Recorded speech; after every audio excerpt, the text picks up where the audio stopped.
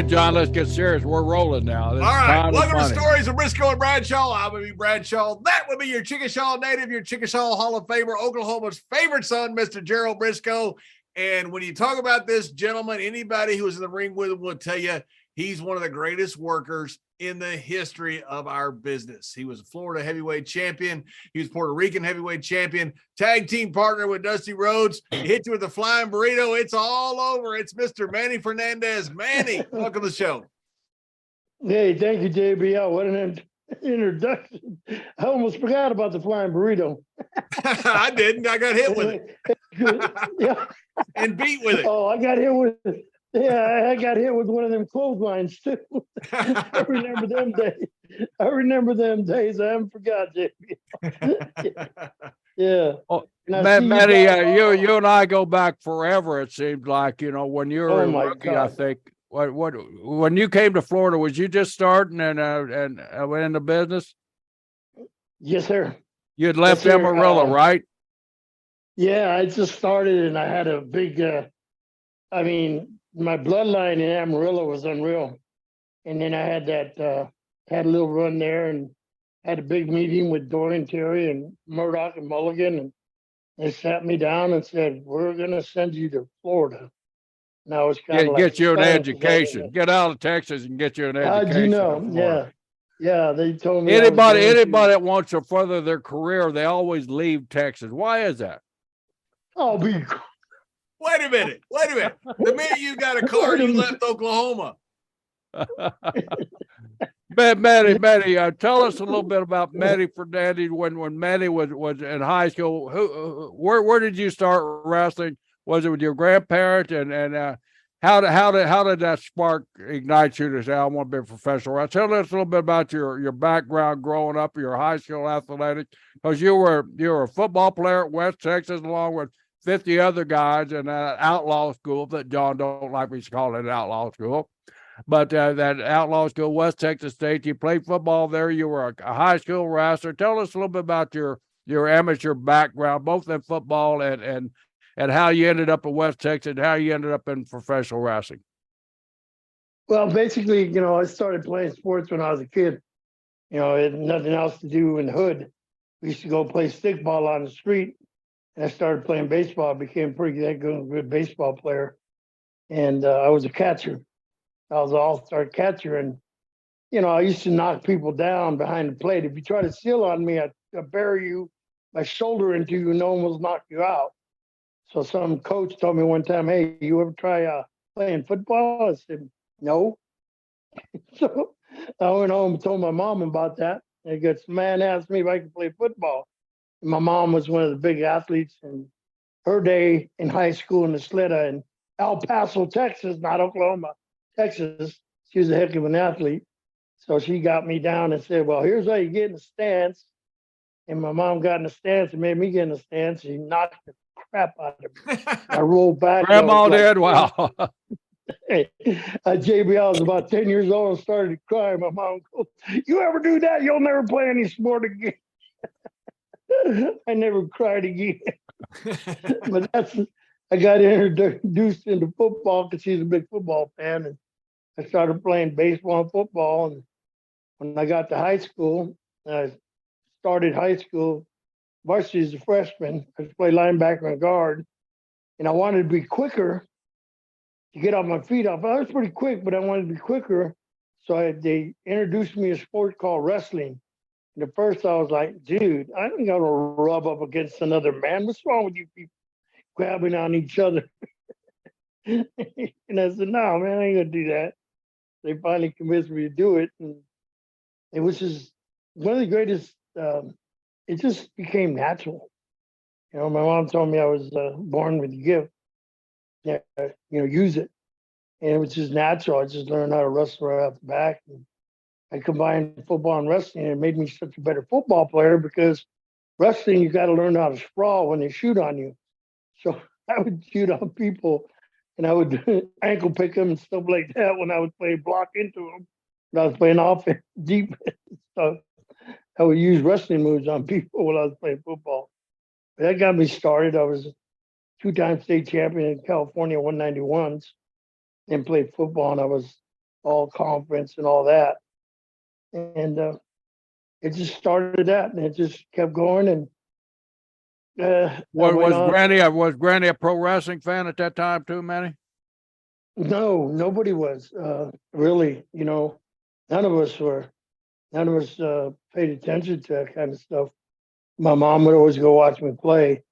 It was so because I was always involved in sports, football, wrestling, baseball. So most of the time I was always going to watch Manny play. And my brothers were really good. And they followed me. They were good in wrestling. My brother won state. My other brother was a hell of a pitcher, got drafted out of high school for the Montreal Expos senior year. Pitcher. My brothers were really good athletes.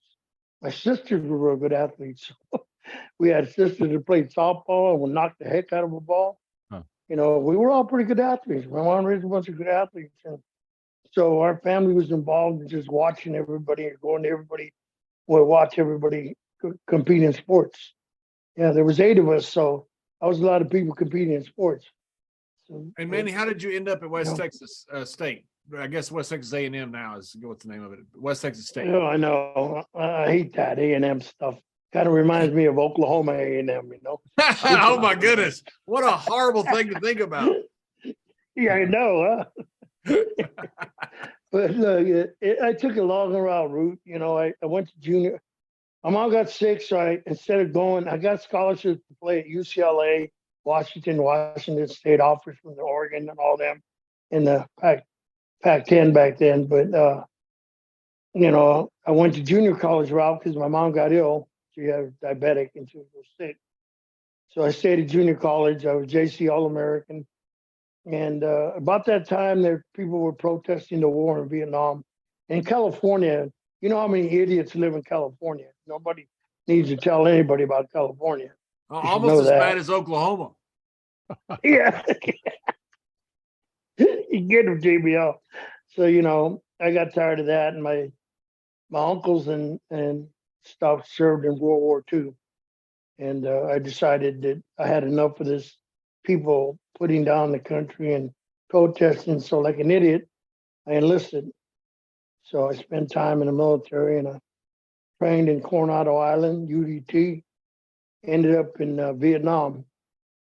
Long way around, long story short, when I got through with my service, didn't really have anywhere to go but El Paso, Texas, where my mom was living. And somehow my mom got a hold of Coach Bob DeLuca, who was one of the coaches who recruited me out of Washington State. And he was with the program at West Texas State. And my mom got a hold of him, told him that I was out of the military and just had nothing to do. And he told me to talk to me and told me I could walk on or use my GI Bill. And I said, well, I don't know if I can play. I haven't played football in years, in my time in the service and stuff and trying to get my head together. He said, oh, just try it out. It's not going to cost you anything. So I did. And I got to West Texas State. But a week later, I almost got kicked out of West Texas State because everybody thought I was an incoming freshman. You know how they do incoming freshmen, JBL. You played football. They do. People try to dental floss my toes together, and I stuck a 45 between their eyes. It was a good thing. I got in trouble and I almost got kicked out before I got started.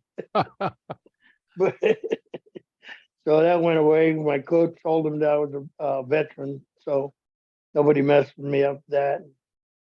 That's where I had the long, hard time at West Texas State. I mean, how old were you then, Manny? How many years were you in the service in Nam, and how old were you there when you went to West Texas? 2.5 years. I had to serve 2.5 years. I had to save 2.5 years because when I got back from the evac, we did evac. We evac Laos and Saigon and Da Nang. Got back from evac. I got court-martialed for beating up a first lieutenant. I punched out a first lieutenant, so I had court-martialed. So I spent a couple of months in the brig and got honorably discharged. They let me go. So, I was 24 years old. 24. 23, somewhere around there. And it was That's Texas actually a State. pretty good way to get out of the service if you don't want to be there. Actually, being with UDT and the SEAL teams, yeah, I kind of wanted to be there. I kind of thought I was going to stay there until that happened, but I decided, man, I better get out before I end up in Leavenworth. And so then you ended up at West Texas. Then they ended up at West Texas State playing football. And at that time, playing West Texas State, is that when you started meeting the Funks and learning a little bit about professional wrestling? Yeah, well, first I met a guy named Kelly Kaninsky, Gene Kaninsky's son. You know, I met him, and he was like the second string guard or something. First got to West Texas State, I was kind of lost. You know, I hadn't played in a while. I was kind of lost trying to get my path, you know, get on the right path and stuff. So I was getting frustrated. I didn't like being behind anybody. I always started. I never had problems starting or making first team on anything. I always been a starter and everything I did. And I didn't kind of like being stuck in hind titty, as those Oklahomans would say. You know, they know all about that. Yeah. So I met Kelly Kaninsky, and he was talking to me one time. He was the other guard. I was guard. He was guard. He was talking to me one time, and we were jogging up this path up to Buffalo Bowl, which went right by the Double Cross Ranch. The track, the dirt track went right by there. And I didn't know who owned the Double Cross Ranch until this guy come riding up on a horse and was yelling at us, "Oh, pick it up, you fat guys, pick it up, you fat guys." Because that was our reporting day for 2 days. We had to see how far we can jog up to the stadium. And of course, that I didn't know it was Terry Funk. So me and Kelly were jogging next So to your each other. your first image of Terry Funk was on a horse, huh? Yeah. And I told Kelly Kaninsky, "Who's that idiot?" You were correct. I go, "Who's that idiot?" "Oh man, don't say that. He's a great pro wrestler." And I said, "What the hell is that?" You know, so that was my introduction, you know, and then it went on. And stories got out during when we were doing 2 days and stuff, and I don't know what it was about me, but I always got in a fight with somebody. Somebody pissed me off, and I got in a fight with them, and I hit punching people in the helmet like an idiot with bare hands is not a smart thing to do. But that got back to Terry Funk and Murdoch and them guys, and they said, "Hey, Kelly Kaninsky was more the instigator because he knew them, and he would go and tell them, 'Hey, there's some crazy guy on our football team that fights everybody.'" So they got a notion to come check me out, and that was one of the biggest breaks in my life. Probably they thought I was nuts, but it was a great introduction to some of the greatest people in my life. So when you cherish got dismissed from school, Manny, and Kelly had made the contacts there for you, did you approach the Funks, or did they come to you and say, "Hey man, we'd like you to join us"? And if so, who did they put in the ring with you to train you a little bit? No, I went from West Texas State to the taxi squad on the Kansas City Chiefs for a year. You know, I was out there, and then of course I got released. I didn't know what I was going to do, so I went back to Canyon, Texas. And all this time while I was playing those 2 years at West Texas State, we won conference championships, and I was, you know, pretty much, you know, all conference and everything. But Murdoch all the time would get in my ear. Every time, you know, we'd go after the home games, West Texas State home games, we'd all end up at Whiskey River. Everybody go to Whiskey River to celebrate our victory or our loss, whatever, but we'd end up there. And for whatever reason, these guys, Murdoch and Funk and them, Mulligan, would do something that caused me to get in a fight. just to see how tough I was.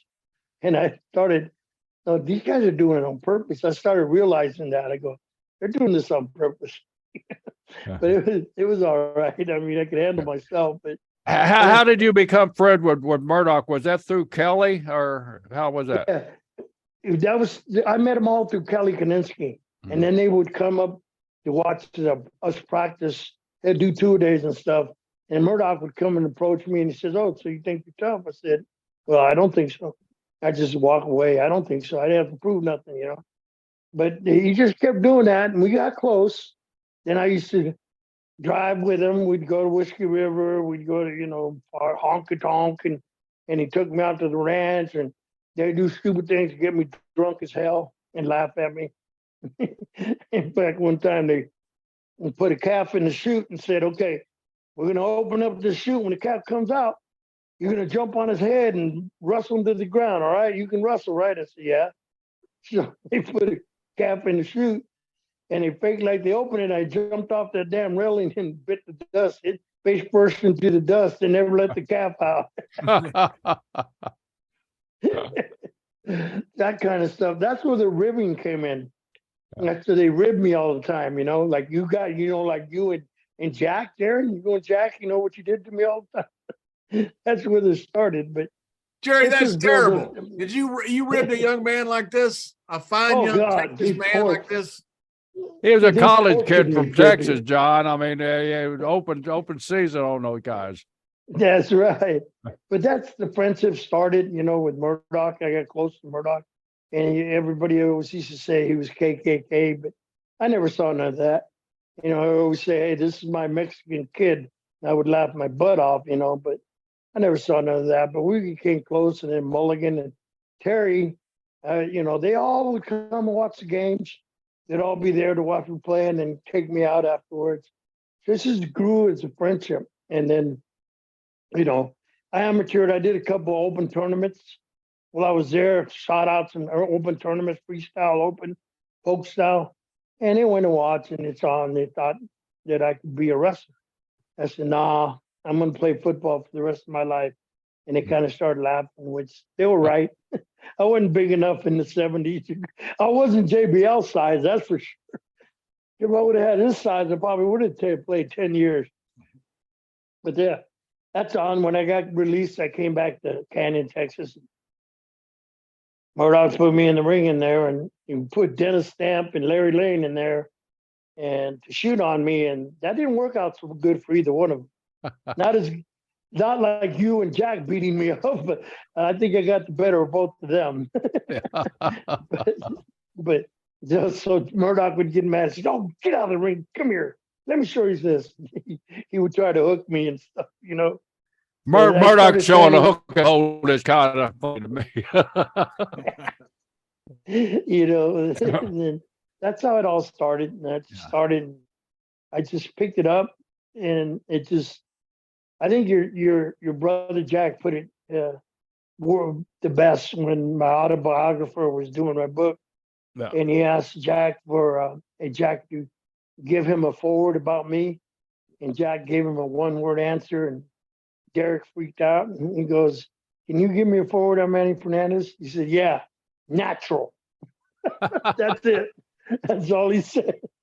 I said, "Well, I guess he meant it." But yeah, it wasn't like that. I learned it from them, and they saw that I picked it up pretty good, because by then Barry Windham had come to West Texas State. He was supposed to play there, but he never made it on the team. So I started working out with Barry and training with Barry. And that's about the time that Mulligan and Murdoch and Terry said, "We're going to send you somewhere where you're going to learn." I said, "There's too many old timers here. You're not going to learn. We're going to send you somewhere where you're going to learn."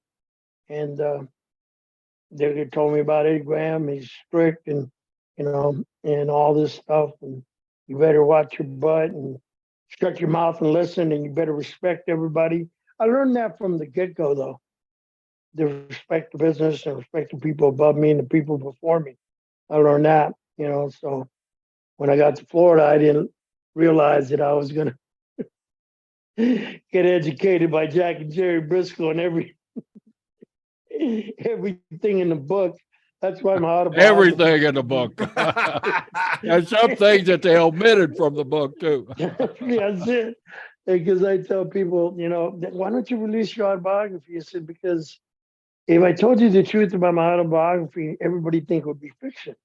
I said, "It should be the learning manual for people that really take professional wrestling serious. If you really love the sport and really respect it. You got to learn the way of the old timers, the way the old timers treated you, the way they showed their love for you, the way they showed their respect for you, the way they educated you in the ring, and the way they educated you outside the ring. That's what I learned from Jack and Jerry Brisco and them, almost everybody in Florida. Eddie Graham, Mike Graham, I mean, it's an education that people would think it was fiction. The things that I learned through you, through Dusty, Eddie, all the people, Dom Rocco, one of the greatest heels I probably ever wrestled, besides Terry and Dory. I mean, it is amazing to me, like I tell all the people about what Jack and Jerry did to me, JBL, leaving me on the side of the road hundreds of times, peeing down my leg. What? What? All these ribs, JBL, that were so great, that I understood when I left and went to Florida, and Dick Murdoch said, "You just better shut up and listen. I better not ever hear you ever say anything back to her." I said, "Yes, sir. Yes, sir." But I didn't know I was going to get ribbed on, pooped on, pissed on. What? Jerry. Left on the highway. Mr. Brisco, did you do all that? I don't recall any of that. Yeah, of course you don't. There was times, JBL, that I respected them so much because they taught me so much. Being up and down the road with him and Jack were lessons that are I wish people today had those kind of lessons, but they never will. Manny, Manny, you brought up something. You're going down the road there. I think that's where a lot of these young guys miss out on the schooling that we all had. We all went down the road with a veteran, and we kept our mouths shut and we listened. Nowadays, they get in an airplane, they get their first class seat, and they put their headphones on, and they don't listen. They don't have nobody to listen, nobody to teach them, and it's not their fault. And it's the way the business has progressed. But we had a great system back in those days.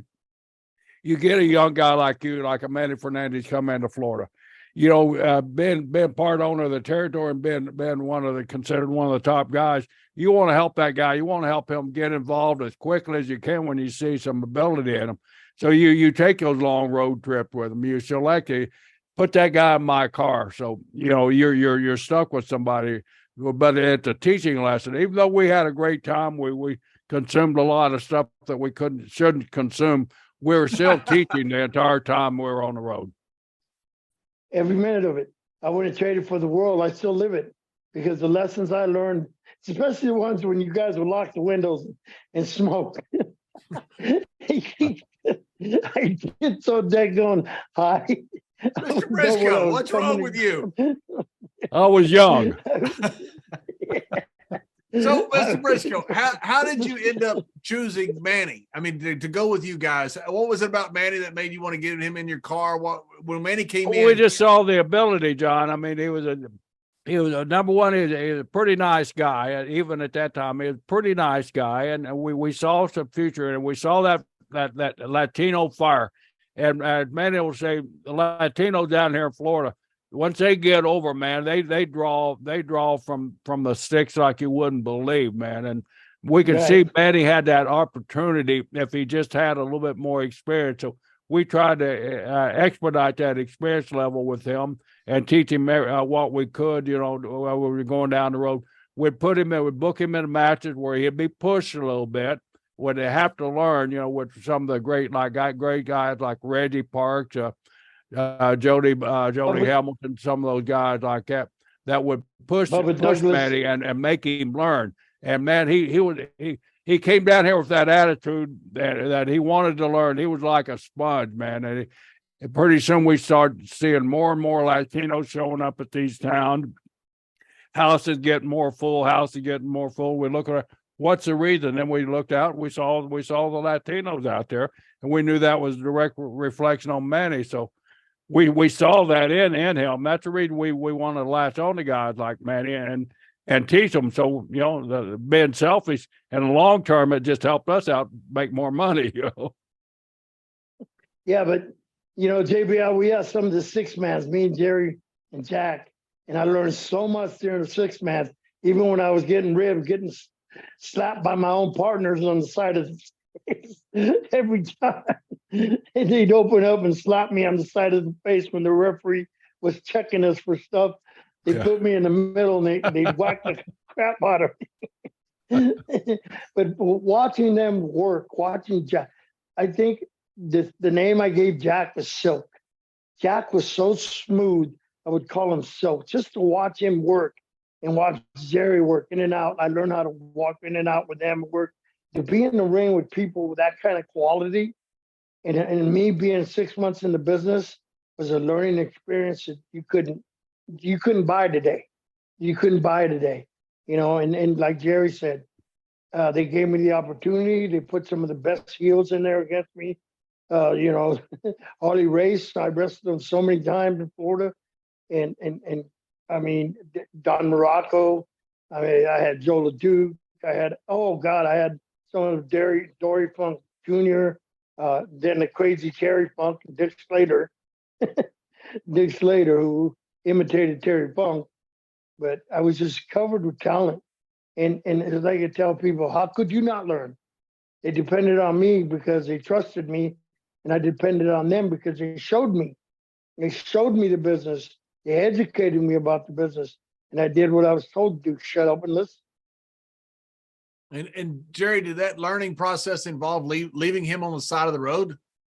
Yes, it did. And you got to Constantly. learn the business, John. You got to learn the downside of the business, not only on the side of the road, but we'd leave him at rest areas, rest stops, and places like that too.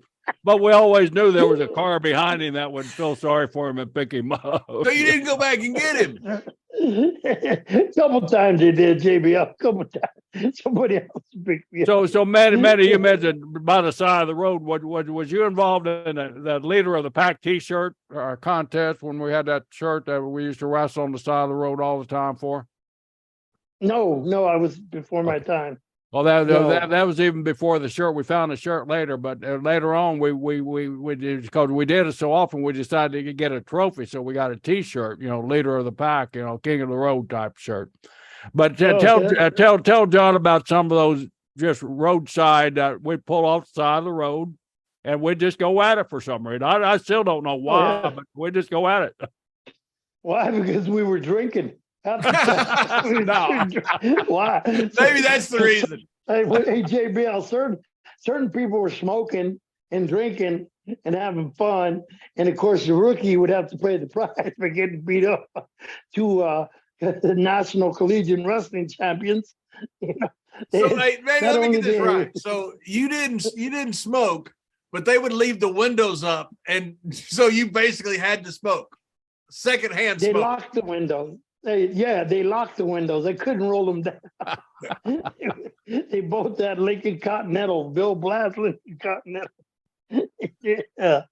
So one of the greatest stories, JBL, is when I first got to, you know, I don't know what Murdoch and Mulligan or Terry and them told Jack and Jerry and Eddie Graham or just, but I'll never forget the first time I showed up in Tampa with what's his name, Charlie Lay. Was it Charlie Lay? Charlie Lay, yeah, old Charlie, the old timer. And that's when they told me to go inside there, and I met Gordon Soley for the first time. He smelled like he was 100 proof that early in the morning. And I think that was the day. I'm not sure because it's been so long ago. But that's the day that you and Jack got in the ring and go, "What's this?" He said, "You got your gear on." I get my gear. I went out and got straight. I said, "Holy, these guys!" I didn't know your wrestling background. I sure got stretched, but it was kind of fun though getting stretched. You remember that, Jerry? Yeah, I remember the old sportatorium. We go back there, and John, some of our workouts would be like a college wrestling shoot session. Yep. With Manny in there, even Barry. We get Barry in there. Barry didn't know jack crap at all, but we'd stretch the holy crap out of that young kid, man. Yeah. But that was our workout. That was our conditioning. That was how we got rid of all that beer. We go in that sportatorium, be 115 degrees in there, no air conditioning and everything, and we'd just go at it and keep on wrestling until we had to go to the town. That's it. That's it. That was the fun part about being in Tampa, learning that. But So is there yeah, there was something a lot about of it? good. Is there something about a building named Sportatorium that means you can't heat or air condition it? They Yeah, can't one pay in- the I damn noticed bills, that man. The one in Texas didn't have any either. Either one, either. I know when I was a booker in Dallas, what was that? Global Wrestling Federation. That place was the hottest place to be in. Oh, Yeah, the miserable in the Sportatorium, summer. yeah. I mean, absolutely Yep. miserable. That's how the Sportatorium in Florida was too, right, Jerry? Right. Yep. Yep. That's why everybody lost weight there. We had a lot of fun there. I had some great times in Florida, but like I said, I don't release my autobiography because I don't think people would believe it, especially today. Especially today, because me and Terry, before Terry got, years ago when I used to go visit him, we would talk about the old days, and he would say, "Well, they don't understand the old ways." I said, "No, they don't anymore. It's all about slapping the thigh and getting all your shit in before you even give anybody else in. You got to get all your shit in instead of working together like it used to be, give and take and telling a story. There's no more telling a story. I don't know how many times I was told, beat that in my head by Murdoch. You need to learn to tell a story. Tell a story, God dang it." When I started out, but all that's gone by the wayside. But it's sad. So, I don't watch wrestling anyway, never have. What's Manny, that, JBL? I heard a rumor that you were going down the road with Mr. Briscoe and Mr. Briscoe and about 70 miles an hour, and you decided to pull the emergency brake to see what happened, and damn near killed everybody. Is there truth to that rumor? I think that's when we got in a wreck. We So just what- started. That's So when what we hit happened? The Lincoln Continental went head over heels. Bam, bam, bam. We got a big wreck. Yeah, you had to keep alert when Manny was in the car with you, especially riding shotgun, or even back seat. He could reach up over that seat and pull that crank on the. We were going about 70. We were coming back from Palm Beach or something like that, and it's out on Highway 60 where there's nothing out there, as you can testify, Manny. Nothing out there. Oh yeah, nothing.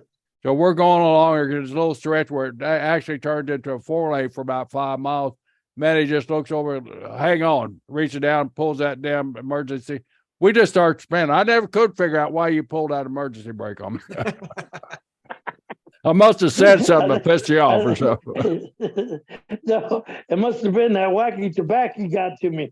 Yeah, you think? You think? Hey, I'm telling you, JBL, those used to be Cheech and Chong ones.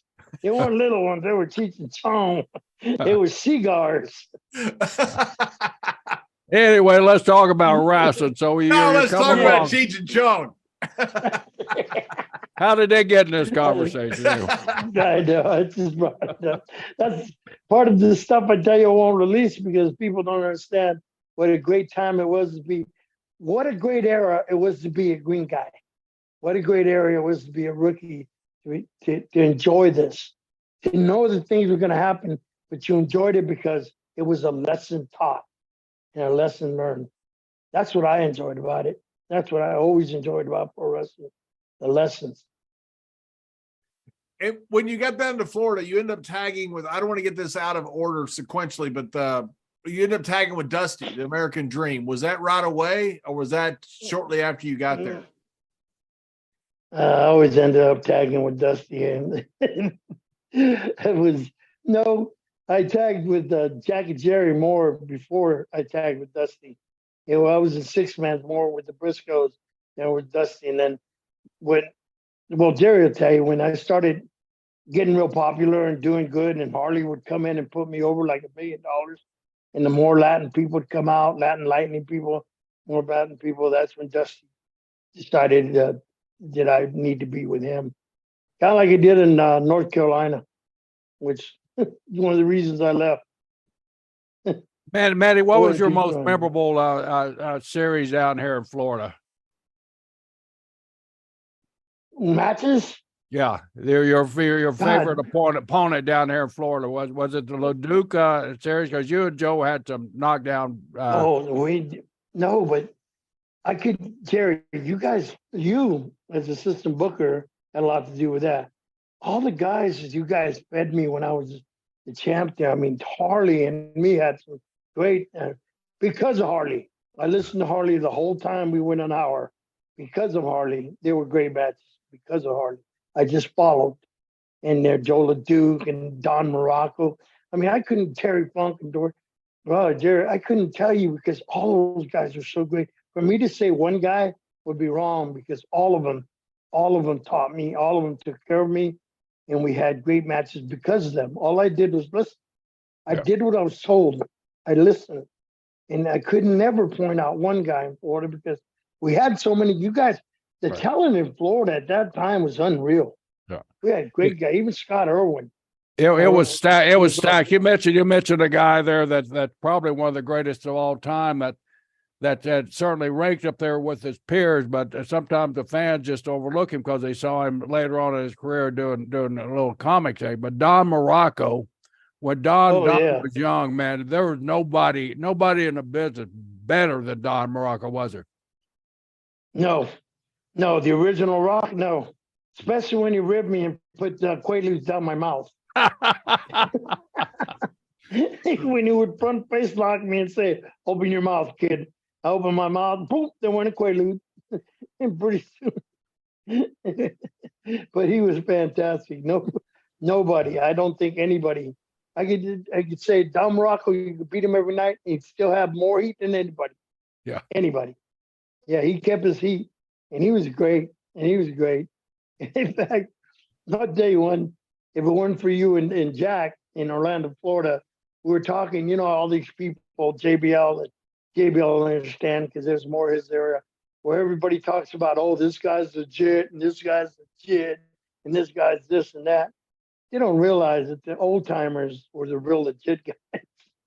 And that one time, Don Morocco, when they were saying, oh, Manny Fernandez is legit, Don Morocco meant, well, you better ask Nikolai Volkov. And I posted, hell yeah, he beat the living crap out of me, but one for Jackie Jerry Brisco, he probably would have killed me. You remember that, Jerry? So what happened? That in Orlando? Nikolai, it was a 6-man tag, Morocco, Volkov, and I think Scott Irwin against me and Steve Kern and Jimmy Garvin.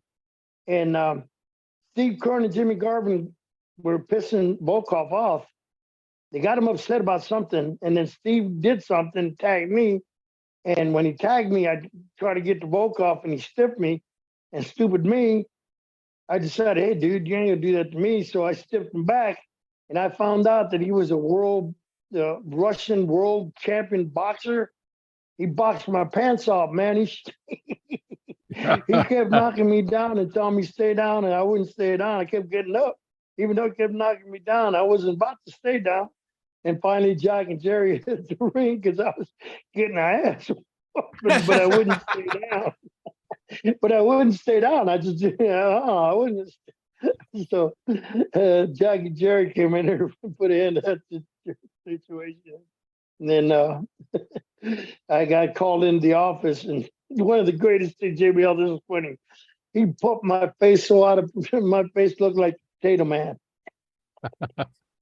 Right? So Eddie Graham called us in to talk about that because they were so unprofessional. And then Nikolai Volkov was one of the nicest guys ever. And we had a conversation. I remember leaving that meeting so happy because he had a little purple spot on his eye. And I said, oh, I got one in.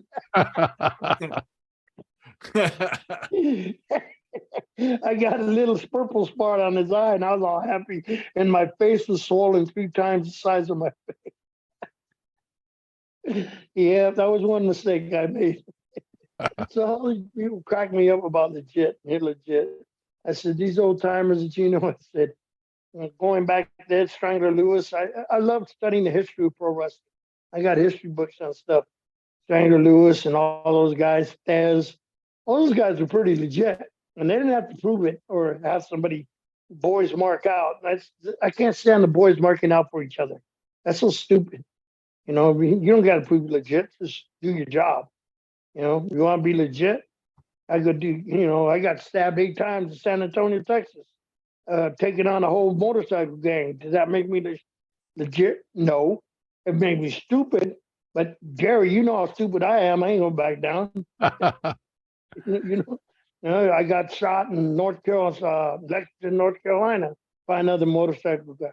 Did I back down? No. That made me legit tough? No, it made me stupid. I could have died. You know, so that's what frustrates me when people say, "Oh, well, this guy's legit." And I laugh at him. I said, "The old timers were legit. You don't even got a clue. You don't have a clue of what these guys went through and how tough they were." And I was fortunate enough to be. Go ahead. I'm sorry, I didn't mean to cut you off. Manny, what did you think about Eddie Graham? You mentioned meeting with him. Did you like Eddie Graham working for him? I loved Eddie Graham. I learned so much from him. Oh, he got on my ass. There, I tell you, Eddie Graham, because I used to get in fights in the bars in Tampa and stuff. And Eddie Graham get on my ass. But his deal was, if you get your ass kicked in the bar, you're fired.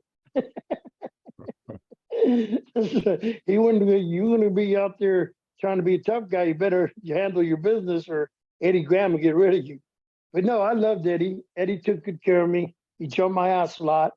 And then, of course, I didn't know until, of course, my 2 favorite guys, Rivers, Jack and Jerry Brisco,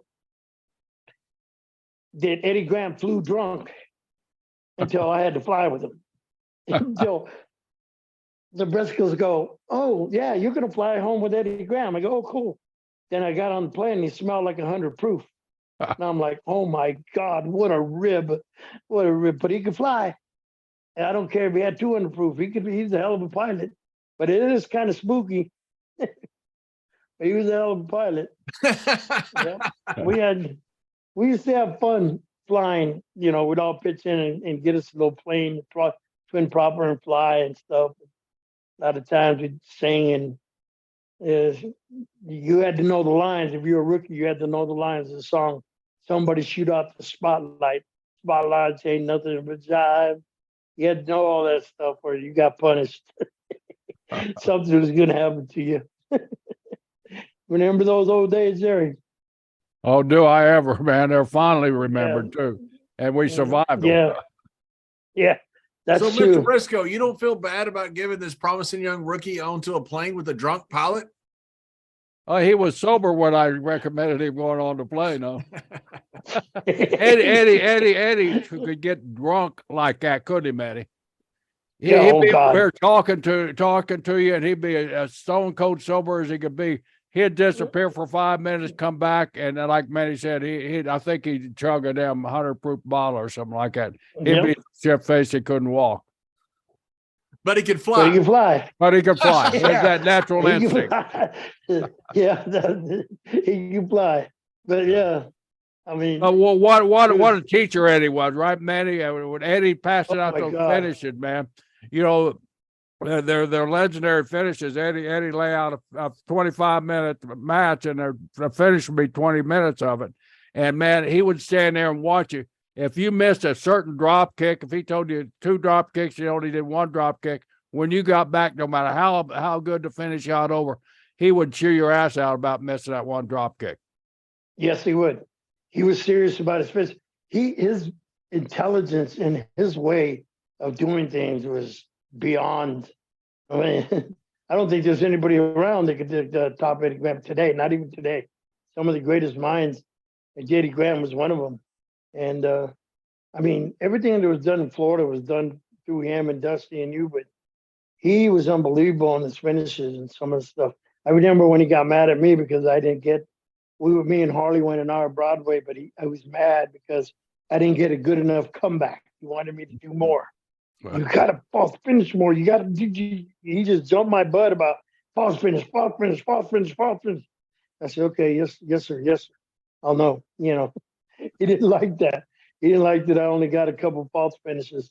When Harley was there for me, I guess I did petered out or something. But yeah, Eddie was fantastic. But it's like I said, you know, if you went to Florida in the day, JBL, you were surrounded with minds of this business. Eddie, Dusty, Jerry, Jack. I mean, there was people that knew the business, how to get everybody over. Everybody, not just one guy. Everybody was over. I could do the opener, and next week I could be in the main event.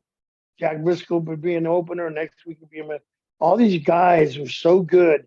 You could put them in pieces on a card, and they would all draw, and they would all get response from the people.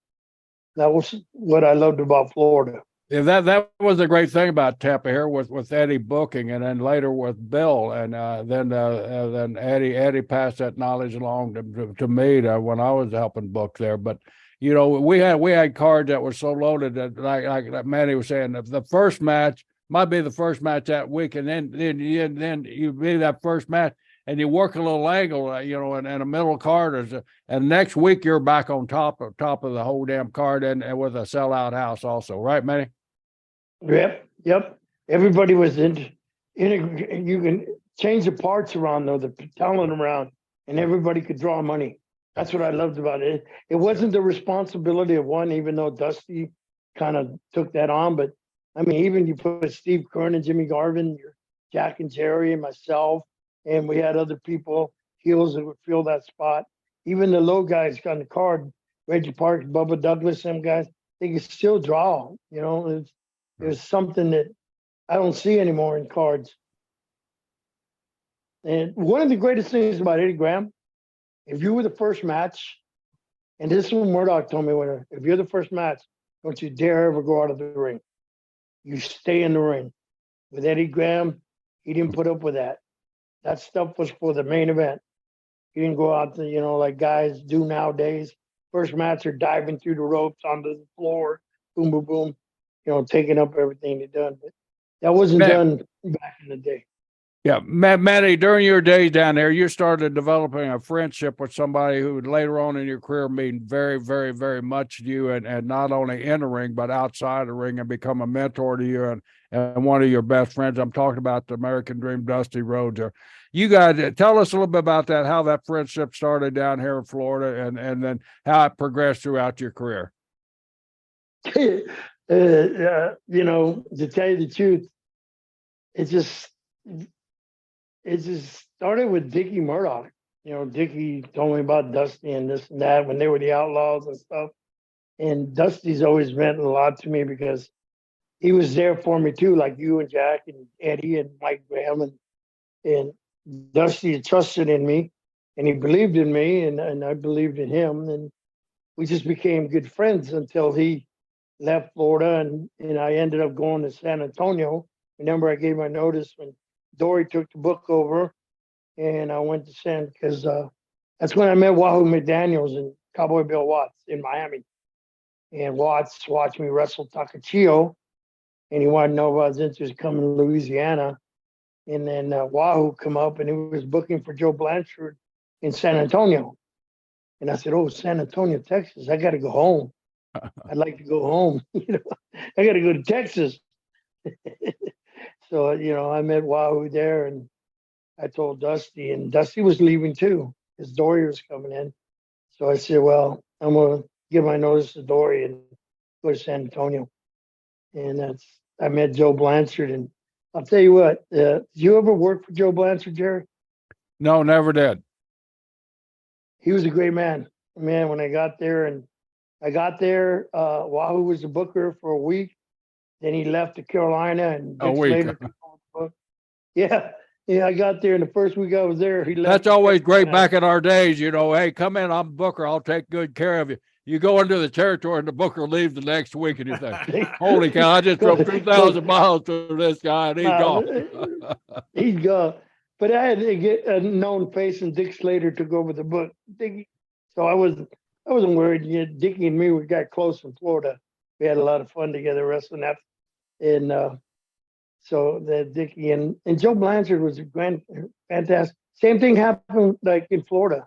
I came in, they didn't have a real hot Hispanic wrestler, Mexican wrestler. I came in, and Dickie put me up there and showed the fire to the people and started packing house. And Joe Blanchard took good care of me. And he took good care of me. I wanted to stay in San Antonio. I was having a great run, but some great talent there. Killer Tim Brooks. I had great matches. Big run with him.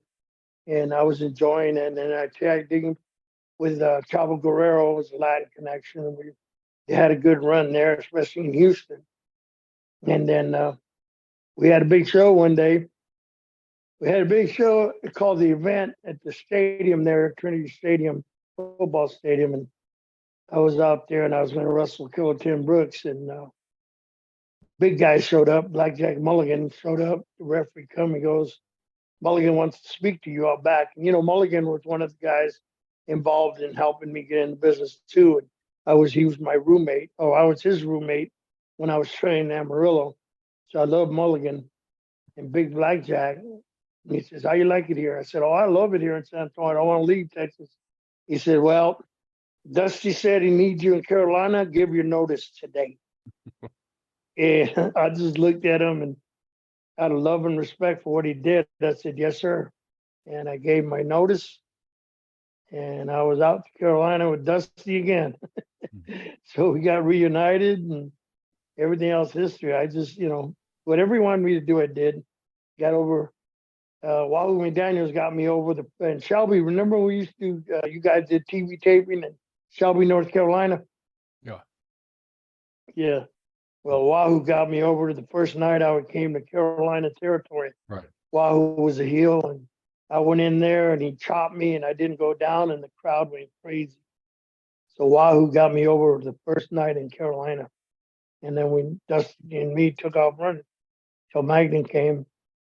And do you have any great stories about Wahoo? I mean, Wahoo is an iconic character in our business, and not very many of us still remember Wahoo McDaniels. There's a few of us that were during that time, but Wahoo was one of the greatest guys inside and outside the ring you could ever want to meet. Oh God, yeah, we were roommates for a while in the Carolinas. Me, him, the greatest stories I can tell you about. Me, him, and Ray Stevens were roommates in the Carolinas. Then when he took the book over in AWA in Minnesota, we were roommates in Minnesota. And it was me, him, and Ray Stevens. And I love Ray Stevens. Ray Stevens is a heck of a guy, man. One tough sucker, though. Well, that's legit. He was legit. But we were roommates, and we lived in Minnesota. And Wahoo would keep the house so hot. That heater, when it was wintertime, he'd have it so hot you couldn't sleep. So one night I couldn't sleep, so I cracked all the windows. And by the morning, that house was freezing. And Wahoo got up and he started screaming, I'm going to kill you. That's when he laughed so loud, I'm going to kill you. Leave this house. I got up and I said, oh my God, it's freezing in there. He was so mad at me. Oh God, it was so much fun. Hey Manny, I want to ask you a question about San Antonio, because we had Scott Casey on here a few months ago or a year ago, whenever it was. He told us a pretty wild story, and we're not calling it untrue, but it sounds a little crazy. He told us a story about him and Wahoo. Was it Tom Jones, Mr. Brisco? Tom Jones, yeah. Tom Jones and Mil Mascaras were driving down the road working for Joe Blanchard, and they saw a UFO. And he told us the whole story about the UFO, but we haven't found anybody to collaborate this story. We've reached out to Mil Mascaras, who's the only other one alive, but we hadn't heard back from him yet, because apparently he doesn't respond to a lot of stuff, from text and stuff like that. Did you ever hear this story from Scott Casey or Wahoo or anything? No. I'll tell you the story about Scott Casey in San Antonio. There was no UFO, dude. You know what we used to do? We used to have the funniest part about San Antonio, this is good. We used to have a lady that would rent us Lincoln Continentals, almost like Jack's Lincoln Continental, for $20 a night, right? And that's what we'd drive from San Antonio to Odessa, Texas. And I would load up the car with 22 rifles, right? And we'd go and wrestle in Odessa and take the back roads back to San Antonio. And we had a big varmint light. And I'd sit up on the hood of the car with another shooter. We'd sit on the hood, and Scott Casey would have the varmint light. And if we saw a jackrabbit, he'd put the light on it, and we yell, and that jackrabbit would stop, and we just open fire, bap, bap, bap, bap, bap, bap, bap, trying to kill the jackrabbit, but they run fast as hell. So one time, I told Scott Casey, say, Scott, why don't you walk out in front with a varmint light and we'll drive real, I want to drive real slow and I'll pick them off as you see them. You yell when you see them, so they'll stop for a second. So stupid Scott went out there with a varmint light. And when he got far enough in front of the car, started shooting his feet. But that's what we used to do when we come from Odessa. We drive around shooting at varmints.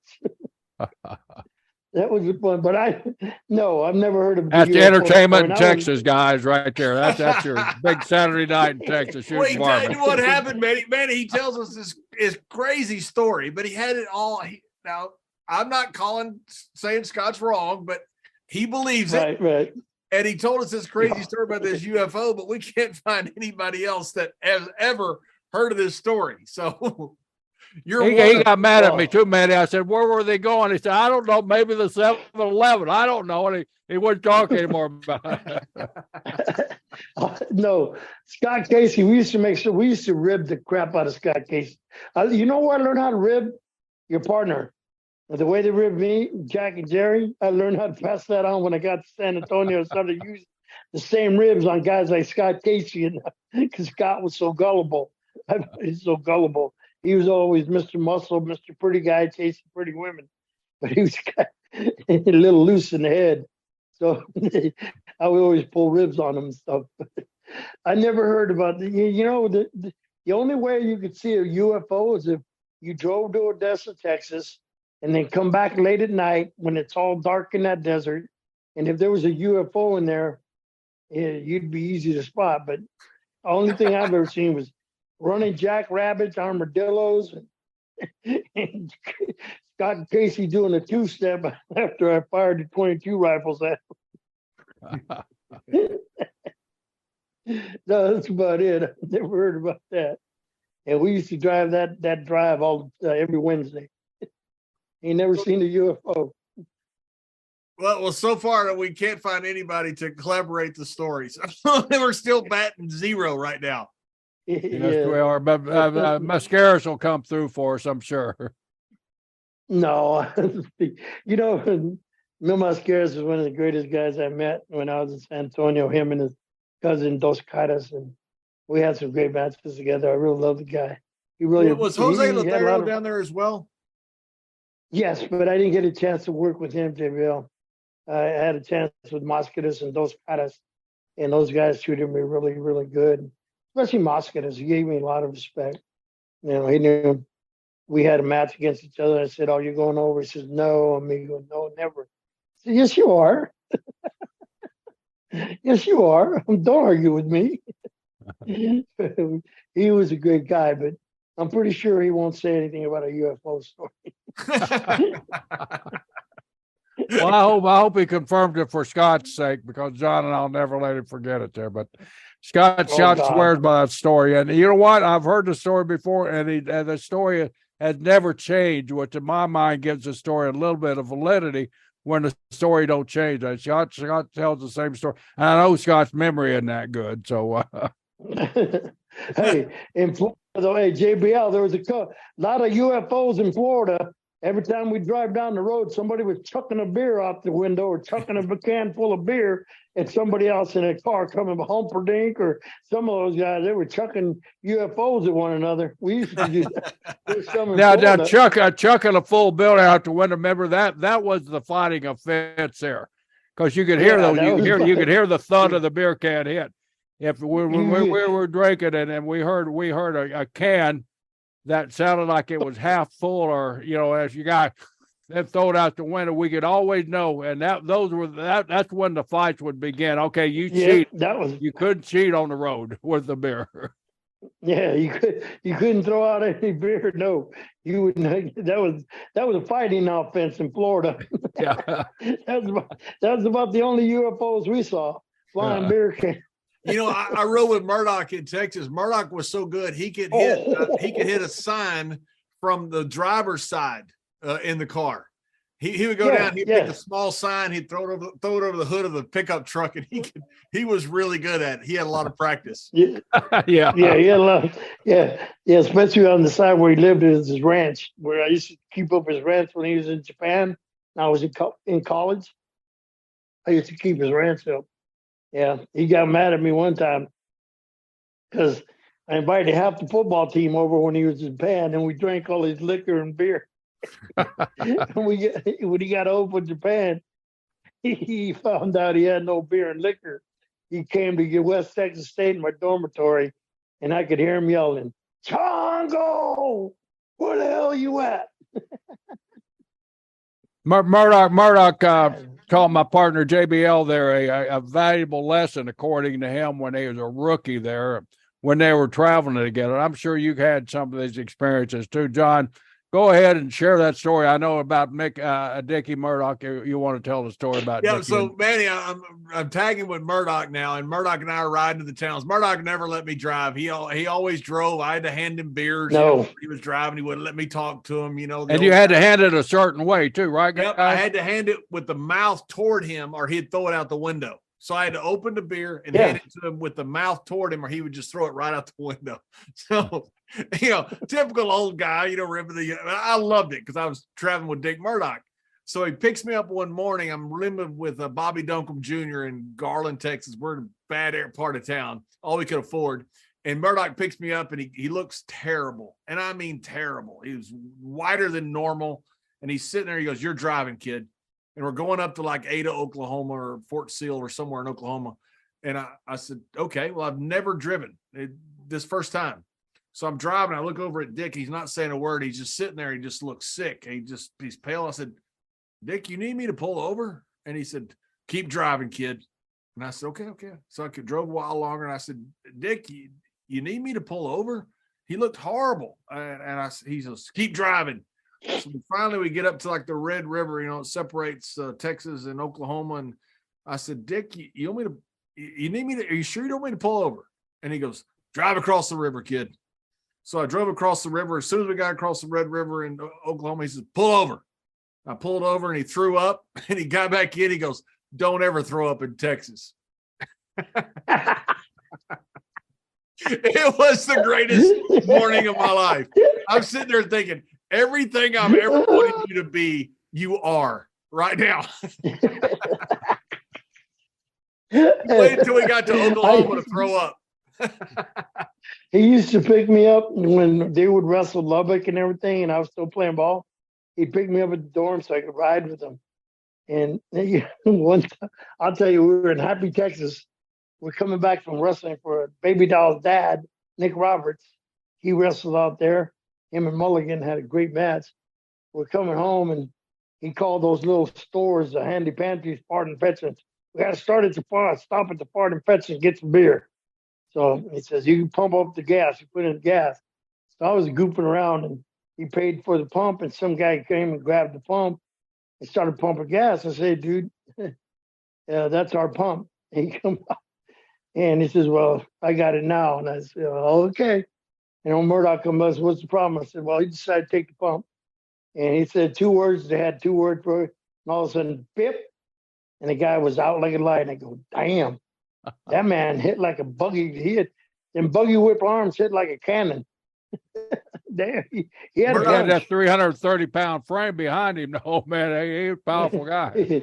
Yeah, he had Murdoch used to say, "I'm going to have to tap that man." That's when he knew a fight was somebody was about to go to sleep. Going to have to tap that man. Yep. He always did that to me too.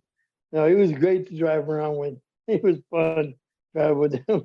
Oh, I did the same mistake one time, but I handed him beer. It was completely closed, wasn't even open, and he didn't throw it out the window. He just flicked it back off my head. It bounced it off my head. "You don't hand a daggone beer that ain't open to the driver." I said, "Well, I didn't know. I don't wrestle. I play football." That thing bounced right off my head.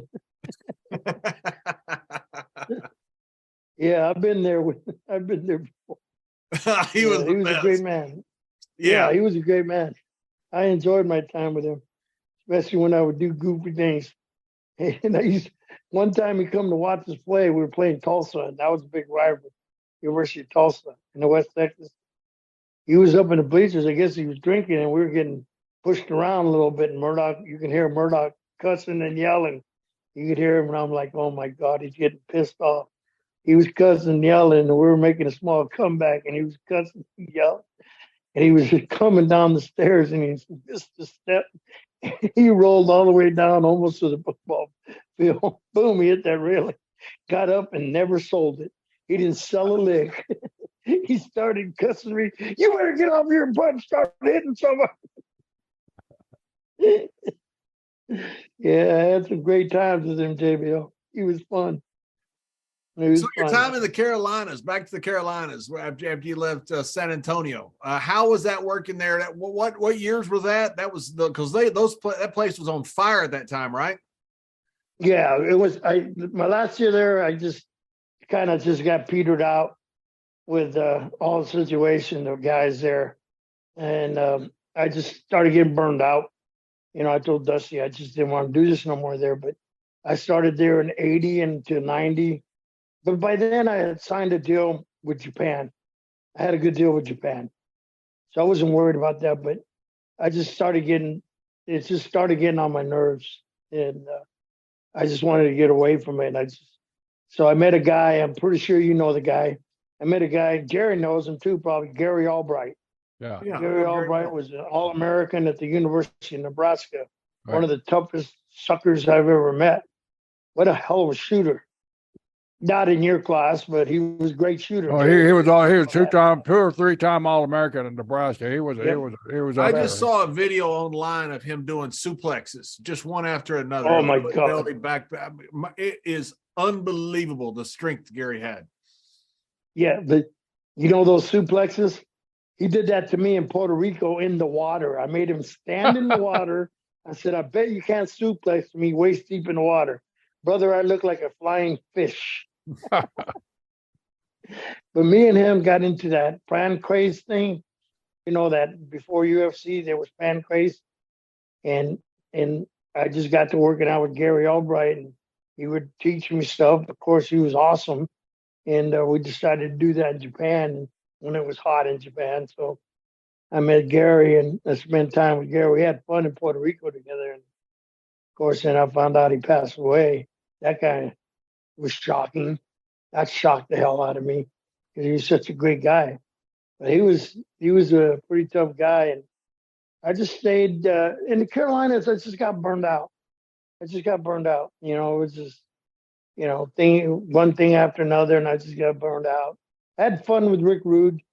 Rick Rude and me were fun. Dusty put us together as an odd couple, thinking that we wouldn't mesh. And we ended up being pretty daggone good because Rick Rude, for whatever anybody wants to say, is I told him one time, look, if you listen to me, we'll be all right. And he listened. He listened to everything I told him when we were tagging. He followed instructions. That's why I respected him so much. Of course, I've been in the business longer than he had. He's just come in, it's still kind of green, but I enjoyed my time with him. And once he left and stuff was going bad, I just got burned out, and I said, I'm just staying in Japan, work with Gary Albright, and pick on Big Van Vader. That was my big deal in Japan. I picked on Vader. So were you in Japan with, was it All Japan you were with, or are you with the Noki? With the Noki. With the Noki. Got me yeah, that's right, because that's where Leon was with Noki. Yeah. And then Murdoch got me with the Noki from the get-go, from the beginning in 1982. And I went to Japan with Murdoch many times. He would take me over, he took me under his wing and showed me everything. And tell you a funny story. I used to get Vader so pissed off. Go like this, Jerry. I'd get him so pissed off because he was scared to death of Albright. I would tease him about that, right? I would tease him. I said, well, Albright just stripped your ass. You think you're a big fan just because you played football in Colorado with the Rams or whoever. I played ball too. So I kept picking on, pissing him off, right? And he got so mad at me one time after the match because I said, dude, you suck. He got mad because he asked me about his match. He goes, well, what'd you think? I said, you suck. That's when he was first starting, right? He got so mad he chased me on the bus, and I was laughing at him. And he thought he was going to get back there. JBL, who came out of the seat and stood in front of him and said, where do you think you're going? Stopped dead in his tracks, Dick Murdoch. He saw what he was doing. Dick He was sitting there drinking his Korean beer. He saw Vader huffing and puffing. He got up and said, "Where do you think you're going?" Vader turned around and sat down. Because I was Dickie's boy. He wasn't going to put up with that. So I was sitting there teasing him, going like, putting my fist up, going, "Come on, come on." I would always tease him with it. I didn't like that guy very much. But I was there many tours with him in Japan. But I also had Dickie and Bob Orton Jr. and Dr. Death. Me and Dr. Manny, was you in Japan with Bob Orton Jr. when he got in trouble with the nubby finger guys? He said something bad and he was barred from going. Yeah, I was in the bar with him. Tell us that story. He's sitting there. We're getting drunk. We have our sponsor, right? And the guy comes in and he goes, "Hot damn, you must have effed up. Look at all them fingers you're missing." And that did not go over well. That did not go over well at all. He was missing digits everywhere. Bob started laughing. He says, "Damn, you're an F up. Look at all them fingers missing." And I went, "Oh my God, you just didn't do that." Yeah, I was there. It was Dickie Murdoch and Bob Orton Jr. always knew I was ticklish. So every time we'd go to a restaurant in Tokyo or somewhere, they'd sit just like you and Jack would stand in the ring and be in the middle and slap me in the face. They'd get me in the middle so they could poke and make me laugh all night long. Made me pee my pants one time. Those suckers. Yeah, I had a lot of fun with that, but yeah, I got kind of burned out on wrestling because it was just changing. And I just stayed in Japan. Yeah, Bob Orton, my first tour over there, Manny, we left Bob Orton at some, I can't remember where it was. May have been Nagoya. I can't remember, but because he was banned from an entire island. He had a mafia hit put on him. He had slapped one of the mafia guys, one of the guys, and he literally could not go to an entire island. He was banned from an entire island. Wow. When he left, he goes, "Oh, kid, let me off here. I'll see you in a couple days." And I said, "What do you mean see you in a couple days?" He goes, "Can't go to that island. Had a little problem there a few years ago." That's a big problem. So we let him off. Yeah, that's a big problem. We'd go across the bridge, wrestle over on the island, come back, pick Bob up, and go somewhere else. Bob was willing to go, by the way. He didn't care. Somebody allegedly had a hit on him, but they were scared enough for him, they wouldn't let him go to that island. Yeah. The Japanese people wouldn't let you, the company wouldn't let you go with them. I got in trouble because, Dr. Death, right? We're there, Steve Williams, we're talking Texas, Oklahoma, and I'm giving him a hard time, of course, Yeah. When you played ball, Texas beat you anyway. No, they didn't, and we argued back and forth. Well, it was his birthday, and we went to one of those fish houses or whatever they call them, yakitori, but where you save the fish in a big bowl and it's raw, because Steve wanted that. And I was getting him drunk on his birthday on sake, and I made the biggest mistake. I made him got so drunk he couldn't get up.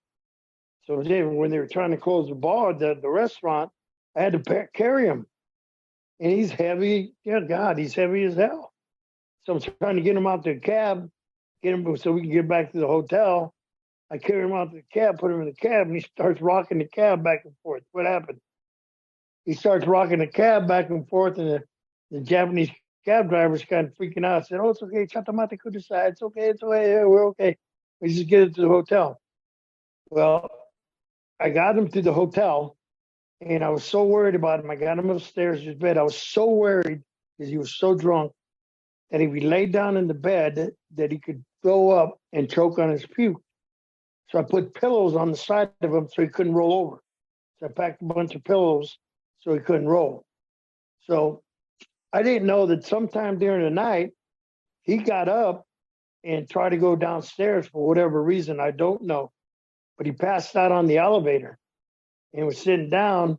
When the elevator opened the door, I guess he fell forward to the side of the elevator and didn't move, but the door kept closing on him and hit him in the head. So they finally got it because the elevator, I guess somebody got him. The next morning, we get on the Gaijin bus, and he's so mad at me. I go, "What the hell are you mad at me for? I know you beat me up." "What?" "Yeah, I know you. Look at my head." And I said, "You beat me up because I was drunk." I said, "Yeah, right, stupid. I wouldn't beat you up if you're drunk. What the hell did you do?" And that's when the guys at the hotel were saying about it. I said, "You freaking idiot. You went downstairs and passed out in the elevator, and it was hitting you in the." So he kept believing that I actually did that to him. So we went out one night, and he challenged Oklahoma, Texas. He says, "Let's get in a 3-point stance and see who can move this cab with the shoulder tackle." I said, "Oh, yeah, really?" So I said, "Okay, dude, let's go." And the poor cab was right there, those little Nissan, Toyota, whatever they were. And that sucker we got a 3-point stance. He said, "On 2. Hot 1, hot 2. And I took off and I nailed that cab, and I nailed the crap out of it and put it in it. And he's standing there laughing at me. He's laughing at me. And the cab driver called the wrestling and the office, and I got in all kinds of trouble for that. I had to pay 20,000 yen. I was so mad at him. I said, "Oh, dude, I'm going to beat your ass." That's the kind of ribs we pulled on each other. But I love Steve Williams. He was a great, great guy. He and Dr. Death were a great tag team. Him and Gary Albright, Dr. Death and Gary Albright were a great tag team. Oh my God. I watched him one day in Japan. I felt sorry. Especially Albright and the suplexes. They were awesome. I'm thank God that he suplexed me in the water. Yeah. Hit the beach, at least I had a cushion. But yeah, they were awesome. They had 2 guys gone to. I used to, when he had that surgery, had the hole in his throat after that throat cancer. We were at what is it called, Cauliflower Alley one time in Vegas, and we were watching some of these wrestling tryouts, and they wanted us to judge. I said, "I don't want to judge nobody, man." And Steve goes, "That's why you're gonna sit there and you're gonna help me judge." And I go, "No, Steve, we don't need to do that, man. Come on, let's go do something else." And so he convinced me to stay there. And he would constantly, these guys are just horrible. You put his finger there and you start yelling, "Get out of there, get out of there." So I would make him mad when I would look at him. I put my finger on my throat. I'd look at him. I go, "Oh, shut up and let's go." I loved him. We had a great friendship, man. Kind of like me and you and Jack there, Mr. Jerry. What is 50 years we've known each other? 50 years or more, man. Unbelievable. Manny, after all these years, I know you're out in Oklahoma. You're under veterans care out there, but what's been going on? Are you still doing any training camps, or how's your involvement in business now? Are you involved at all? I'm like you. I do these kind of, I respect the business enough that I know I don't need to abuse the business to make a living. I'm making a living. I'm service connected. I'm combat service connected, so I get a government check every month. Good check. I'm 100% service connected from Vietnam, so I'm that. So I had a school in Tyler, Texas, but the quality of people, I just show up. I can't do it. What I went through when I started the business, and the trainers like Murdoch and Funk and Mulligan and all them, even Dennis Stamp and Larry Lane, but these kids could not understand what it takes. They want to get in the ring and say, "Well, show me how to do this. I want to fly and I want to do this backflip and all that." I just gave it up. I just know that. I've had people ask me, "Well, you do a retirement match?" I said, "Yeah, you pay me 20 grand like they did with Flair." No, man, I love the business. Respect it too much, Jerry, to ever think that I'd go back and humiliate myself or disrespect the business that way. No. I know you're doing a few card shows. That's where I ran into you and asked you to do our podcast here. So if you're interested in doing podcasts and having Manny Fernandez, how do they get a hold of you? Oh, just Facebook. I'm kind of a loner, Jerry. I'm kind of a loner, and that's why sometimes when I see who's on, before I accept a convention invitation, I see who's on it. That's why I went to the one in New Jersey because I saw you were on it. Yeah, that's really exactly the same thing. I always want to know who's there. John's the same way. We don't know who we're sitting with and who's there. Yeah. Yeah. Because, it's just like this is my, I've been God blessed me with an ability to heal quick. Like I said, I survived a stabbing and a shooting, and I'm surprised I'm here today because of my stupidity. I was let's go to that stabbing. Where did you get stabbed and when? When was that? In San Antonio. It was actually it was inside Denny's restaurant with a bunch of biker dudes in San Antonio. And Tully Blanchard we were at a strip bar, and the bikers were in there, and they were pissed because all the girls were paying attention to me and Tully as wrestlers, and the Banditos were pretty upset about that. And followed us to Denny's restaurant. Went to go eat after the bar closed. They were talking crap, and I was, stupid me. Oh yeah, whatever. Start punching people out, and they had knives, and I had fists. And Tully just kind of left me there. I thought we taught you better than that, Manny. Yeah, I know. I should have learned that lesson, but it was kind of late. But it's especially just leaving Florida. But yeah, Tully just kind of left me there. And I was very fortunate that one of the waitresses there put a tourniquet on my arm where all the holes were, and on my side. So I was very lucky. Yeah. And God wants to take you, he'll take you. If he don't need you yet. Yeah, that's the stabbing. Like, if that wasn't bad enough, where did the shooting happen? In Lexington, North Carolina. Well, you should know that town. I know it very well. Yeah, that's the reason I brought it up there. There we go. Yeah. See? Yeah. Yeah. So, yeah. That was stupid and goofy. What set up the shooting there, Manny? Same thing. Same thing. People talking crap, that I've always taken that personal. Wrestling and all that, wrestling's fake. And when you knock the piss out of them, all of a sudden it's real. All of a sudden it's real and they're going to get you. I did that to some guy. You remember that Plum Crazies in Charlotte? Bar Plum Crazies? I was in there one night, and I met Doug Dillinger. He did security for the Crockett's. You know that. Right. And I went to Plum Crazies after we wrestled at Independence Coliseum. Went in there to hang out and have a few beers because I knew the bartender. And same old crap. Some people come up and run in their mouth about wrestling and how fake it is. You guys use ketchup and all that. And that just ate me up. And bing, bing, bing, down he goes. Pretty soon the cops are up there.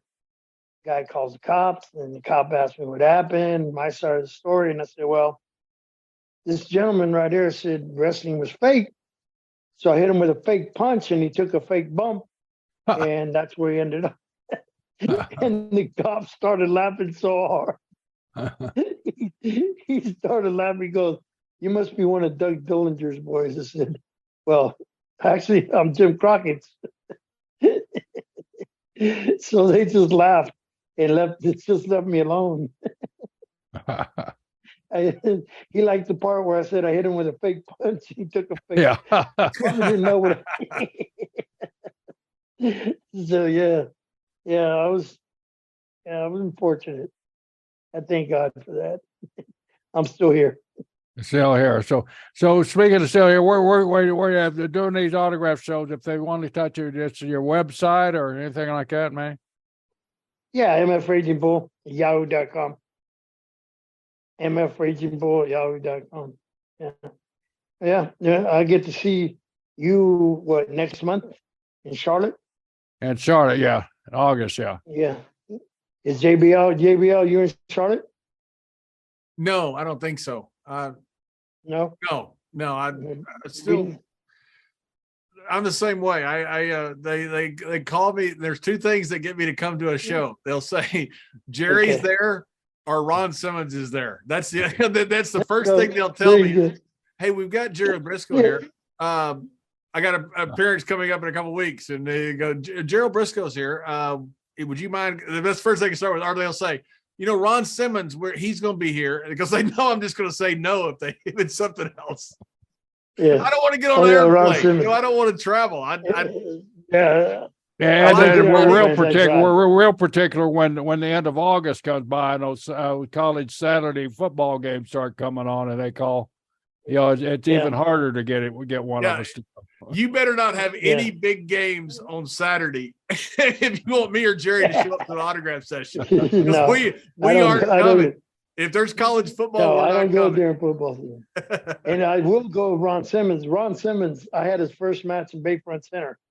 Ron Simmons. He just got out of, it's in the magazine. I still got the magazine, but I love him to death. And he come up on me, him and Butch Reed one time. We were in New Jersey, some WrestleCon convention. And then him and Butch Reed and Ron Simmons, you know how strong he is. He snatched me from behind and lifted me off the ground. I said, what the hell? He says, what, you don't know me no more? You don't come? I said, damn, dude, I didn't see you come up on me like that. He is strong. Him and Butch had fun together. I love both of them. Ron Simmons is fun. He's fun. He's always Ron set the NFL rookie record for bench press. He did 225 48 times at Cleveland. Wow. He broke Lyle Alzado's record. I mean, Ron was probably maybe a 600-pound bencher. I don't think he ever benched, for a max, but he did 500 regularly in workout. I mean, he was world class. Oh, yeah, Ron was, and he's a great guy. He never forgot that. He was the first match ever. And I was Ron a little stiff then, Manny? Yeah. Without hesitation, Without hesitation. No, I love that. And I loved how strong he was. Just pick me up and throw me around like a rag doll. I enjoyed the heck out of that. One of the greatest times. JBL tells this story great. They were in Tallahassee, and Ron first appearance, I think, with WWE in Tallahassee, and they go out, and John finished the story there where they introduce in the roar of the crowd. I've never seen anything like it. Ron comes out, and I've seen, Hogan Pop, Stone Cold, The Rock, all these guys. Kerry Von Erich. I've never seen an ovation like that when Ron came out. Ron came out, and that place went ballistic. They're all doing the chop, and they're all doing stuff. Yeah. And at one point, I realized no one in this arena knows I'm here. So I just walked to the ring, got myself, and hope nobody noticed. It was awesome. He played in Florida State. He was a god in Tallahassee. Yep, sure is. He's a great guy, though. Yeah, I tagged with him for years, but I also wrestled against him, quite a bit when we first started. That's how Ron and I became friends. I guess I don't know. We were friends long before we were tag team partners. And one time we were in a match, and I said, duck the clothesline, hit me with a football tackle. And he hit me with a football tackle. I think that was from Florida State. I know he's broken something on me. I don't know how much, but he's broken something, maybe a lot of things. So I told him later, I said, if I ever call a football tackle again, I want you to know, I mean like the working version. Not the one where you're tackling Herschel Walker, the working version. Yeah, I did that when he first had his match. Me and him with the Bayfront, like to grab a headlock, kid. One tackle, drop down. I'm gonna drop down. He hit me with the first tackle off the ropes. I never got it. He could hit you. That tackle was a tackle. There was no pulling that tackle.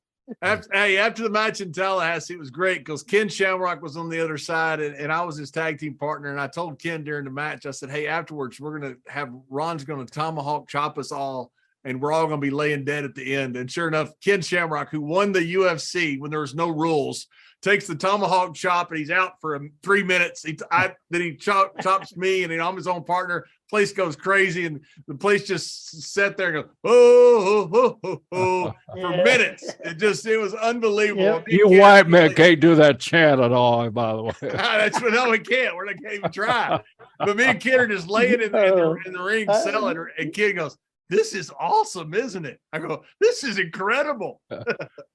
There are nights like that in all of our career where you just want to sit there and just take it in so long, it goes on forever, it seems like, but it quits too soon. Yeah, and you remember it. You remember all of those nights. You don't always remember, wins, and nobody remembers wins and losses, I don't think. None of us do. But you remember those nights where the crowd was there, and it just I remember that. The first night I wrestled Harley for an hour Broadway. And God, at the end, it looked like I had him. 1, 2, and the bell rings, 3, and the crowd went nuts. I mean, I'll never forget that. The crowd went completely nuts. It's like deafening. I'll never forget that Harley was so good. Then, of course, I'll never forget the night with Harley when he asked me to hit him with a frying burrito. And I got so high, it cleared the whole ring and landed head first. Remember that, Jerry? Head first in the Bayfront Center cement. Yeah. I hit the cement head first. Boom, and knocked myself out. And you cracked a foundation of the Bayfront Center. Your head was so damn hard. And I remember Jack coming out to make the save, but I was toast. Man, did that hurt. I had some fun times. Yeah. I love the business. I had brought when JBL first started, Justin Bradshaw. I think he was with Brad Rangens. Were you with Brad? Sure was, yeah. Training up there with, So Brad Rangens gives me a call when I'm booking the Global Wrestling Federation. And he says, I'm sending this kid down to you, and he's stiffer than you. He's stiffer. Wow. What do you mean? That's a compliment coming from Brad, too. Yeah. He goes, and this kid's stiffer than you. So we had a couple workout sessions, and I told him, hit me with your clothesline. Brother, he hit me so hard with that clothesline there. I get up and said, what the hell is that? I have about as good a record against Mr. Brisco as I have against Brad Rangens. Brad, we used to have to do conditioning after practice, and I just got out of pro football, this young kid, so I'm ripe for Brad, just chomping at the bit. He goes, conditioning, we had to shoot for conditioning. So Brad goes, I'll go with John. Of course you will. Don't feel like the Long Ranger there, JBL. Oh, you couldn't do anything with him. I tried for months, and I tried. I mean, it wasn't like I gave up. I never gave up. I tried. I never could turn him. I never could do anything. You and me both. They get in that 4-point stance. You couldn't even break them. You couldn't break that sucker. But hey, I had the same education with Jack and Jerry. As Brad Rangens. Brad Rangens was a monster. Yeah. He was a monster. He was awesome. It's just sad that he didn't get to compete for that gold medal because he would have won it.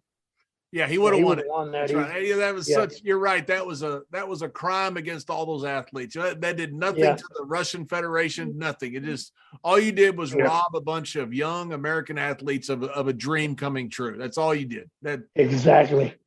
And we would have had a world champion in Brad Rangens. That's right. You robbed Brad of a world championship because he would have won it. Yep. Yeah, the team was stacked that time, and I think that's part of the Russian pullout too, because they knew how loaded the USA wrestling team was that year. Yeah, they were stacked. They were stacked this year, this past Olympics. I mean, we got a hell of a team coming up too, man. But Manny, man, it was great having you on, man. I hope to run into you again real soon. I'm sure you're enjoying life in Oklahoma. Who wouldn't, But hey, Manny, I want to tell you before you go.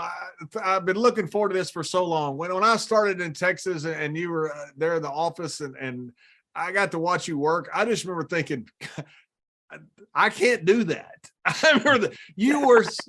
It was unbelievable to watch you work. You were so smooth, so good. And I remember that flying burrito. I look at it and go, he's killing people. He's killing people.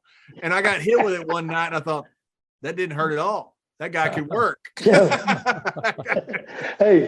JBL, before you go, I still remember that story. You and Ron Simmons had sitting at Hooters.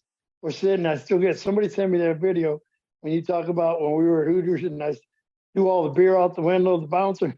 That's right. You threw a Started bouncer through a window and threw the beer over your head. Yeah. What is that? Tell that story, JBL.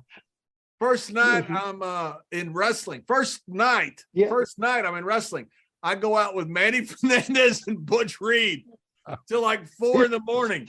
The bar closed at like midnight or 1, and they're scared of Manny and Butch and keep the bar open.